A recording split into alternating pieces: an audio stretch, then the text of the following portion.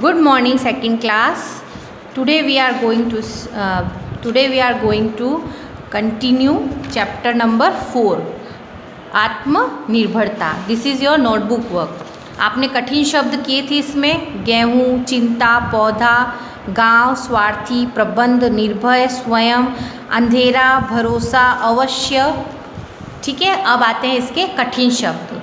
चिंता का परेशानी, निर्भय, निडर, स्वयं, खुद अपने आप, भरोसा, विश्वास, अवश्य, जरूर. फिर आता है नेक्स्ट आता है टॉपिक प्रश्नों के उत्तर लिखिए. तो पहला प्रश्न क्या है, सारस पक्षी चिंता में क्यों थे.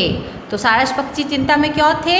सारस पक्षी चिंता में इसलिए थे क्योंकि सारस के बच्चे छोटे थे और उड़ने लायक नहीं थे. उससे पहले ही फसल पक गई.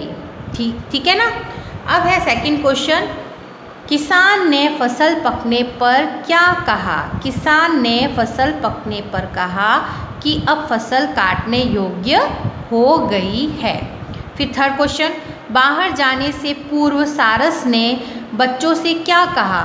बाहर जाने से पूर्व सारस ने बच्चों से कहा कि यदि कोई खेत के पास आए तो उसकी बात सुनकर याद रखना. ठीक है, ये हो गया थर्ड क्वेश्चन.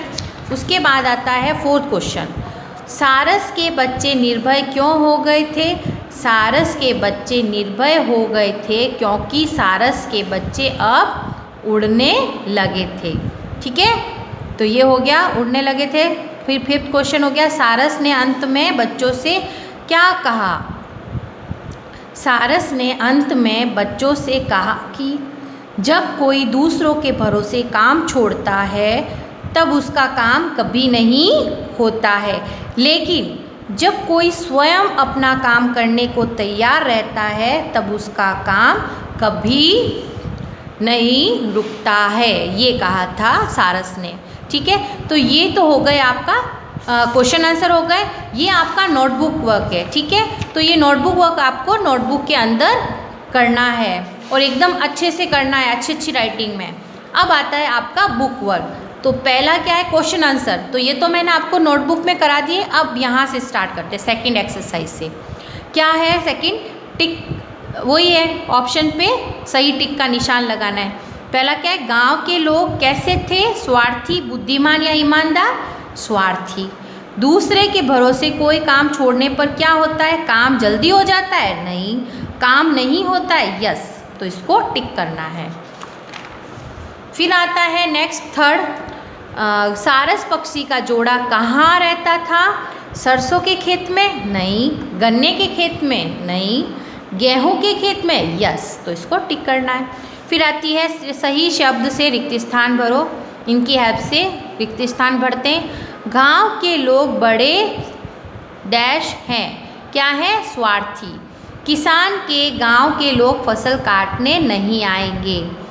2-3 दिन तक कोई फसल काटने नहीं आया.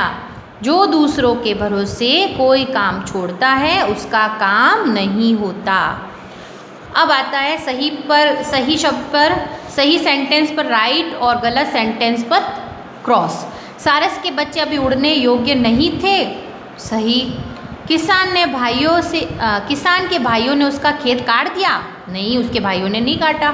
सारस का जोड़ा नदी किनारे रहता था. नहीं, वो तो गेहूं के खेत में था. हमें अपना काम स्वयं करना चाहिए. सही, स्वयं करना चाहिए. अब ये शब्दों को शुद्ध करके लिखो.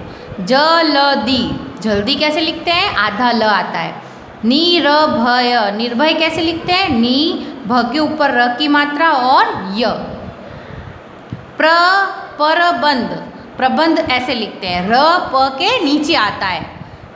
चिंता, चिंता में क्या होता है, ची और ता लिखकर ऊपर डॉट लगता है.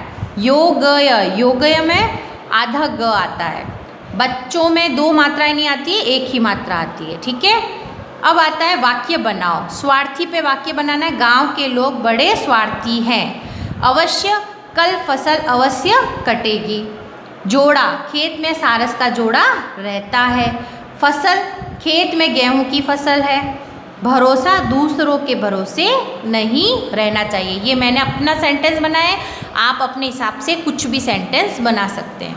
फिर आता है नेक्स्ट हमारा बहुवचन रूप लिखो। बच्चा का बहुवचन क्या होगा? बच्चे। गांव गांव, खेत खेतों, फसल फसलें, स्थान स्थानों, पक्षी पक्षियों, अंडा अंडे। ठीक है, तो ये हो गए इनके बहुवचन। अब आता है नेक्स्ट, इसमें लिखा है कि अ से औ तक सभी स्वर लिखो। तो अ आ इ ई उ री ए आई ओ औ। ठीक है, ऐसे आपको स्वर लिखने हैं।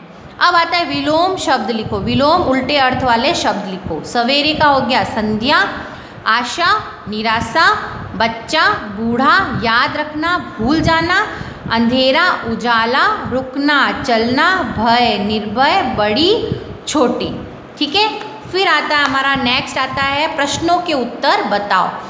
किसके बच्चे छोटे थे? सारस के। गेहूं के खेत में कौन रहता था? सारस पक्षी का जोड़ा। सारस शाम को क्या लेकर बच्चों के पास वापस लौटा? भोजन लेकर। अब आती है वर्ग पहेली। इसमें क्या करना है? पक्षियों के नाम ढूंढकर लिखने हैं और इसमें चित्र में कलर भरना है। इन दोनों में आप रंग भरोगे। ठीक है, तो मैंने देखो ये मोर, तोता, चिड़िया, मैना, कबूतर, कोयल।